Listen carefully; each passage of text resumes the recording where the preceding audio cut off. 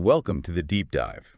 Today, we're going way back to the 16th century England. And we're going to meet a woman.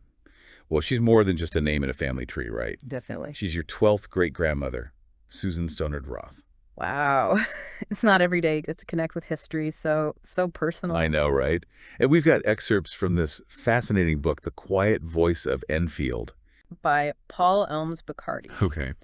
And it uses, get this, imagined diary entries to bring Susan and her world to life. It's a really unique approach, and while those entries are fictionalized, they are meticulously researched, and they're woven into all the actual historical events. It really gives you a feel for what life was like back then, especially for a woman of her status in Elizabethan England. Okay, so paint a picture for us. It's 1549.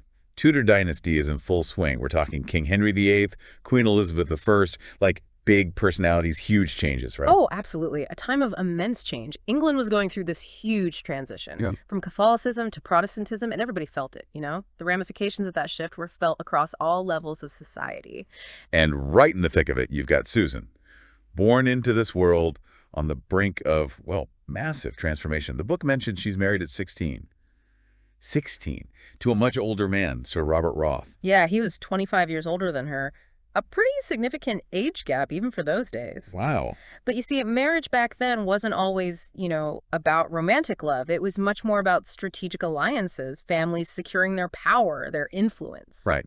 Makes sense. It was all very calculated. And you can kind of pick up on that in her diary entries, right? No. There's this one line where she writes, "Duty, it seems, is a sterner mistress than I had imagined." Yeah. You get this feeling like she's young, she's grappling with the expectations on her shoulders. Exactly. It really highlights the limited choices women had, even those of high social standing. Their lives were largely confined to the domestic sphere. And speaking of which, the book goes into great detail about life at Enfield House. This was Susan's home after she was married. Sounds like a place of privilege, but also, I don't know, maybe a little isolating. Oh, Enfield House was grand, no doubt, a vast estate.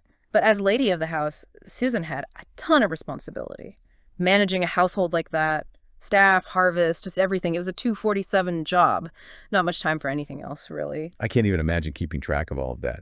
It's amazing how different our lives are today. Right. And you see that contrast in her writing. There's an entry where she talks about a day spent overseeing the harvest, and she compares the rhythm of the seasons to, well, the endless cycle of household tasks.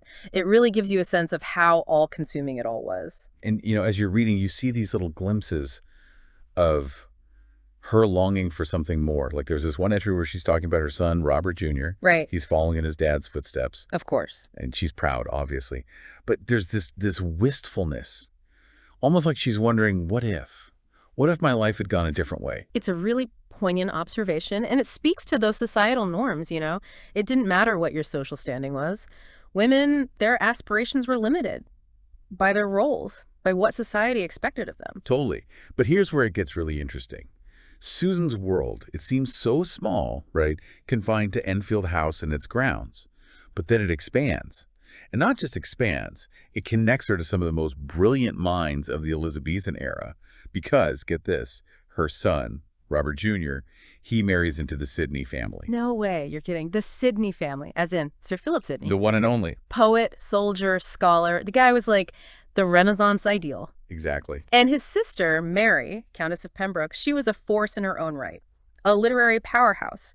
And these were Robert Jr.'s in-laws. Can you imagine this family connection? It's incredible when you think about it. These figures, these minds, intertwined with Susan's story, makes you wonder what kind of conversations they must have had at family gatherings. Oh, I know. The possibilities. It's so exciting to think about. Susan, with her intellectual curiosity, which she pours out in those diaries, suddenly she has access to these people at the forefront of literature and culture. And it's not just us speculating, right?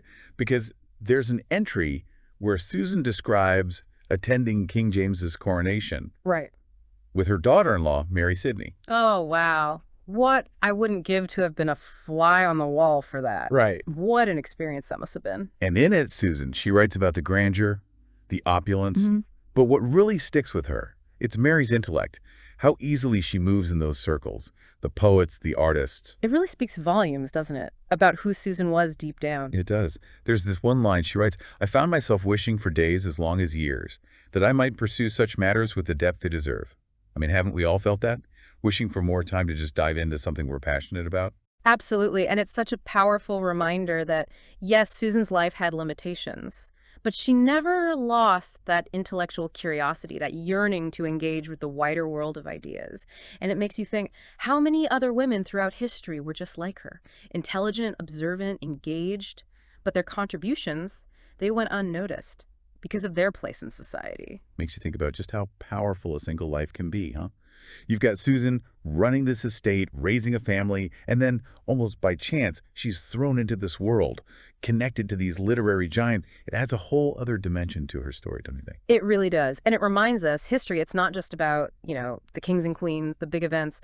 It's all these stories woven together, countless individuals, each one navigating their own unique experience. Exactly. So we've got Susan's life at Enfield House, her curiosity, that unexpected link to the Sidney family.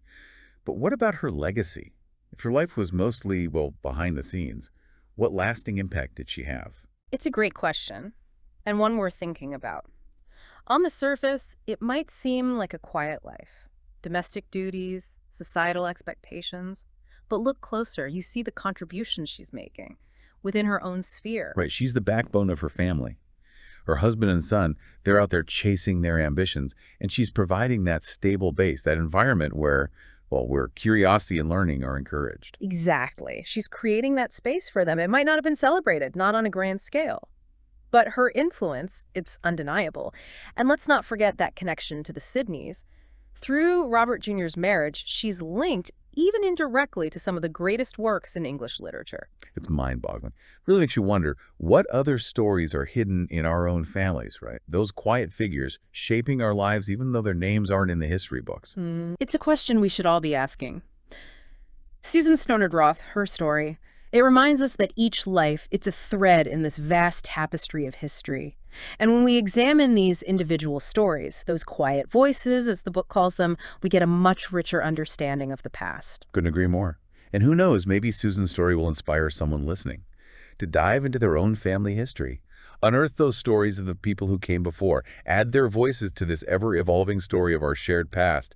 Now there's something to think about. Until next time, keep exploring, keep asking those questions, and keep diving deep.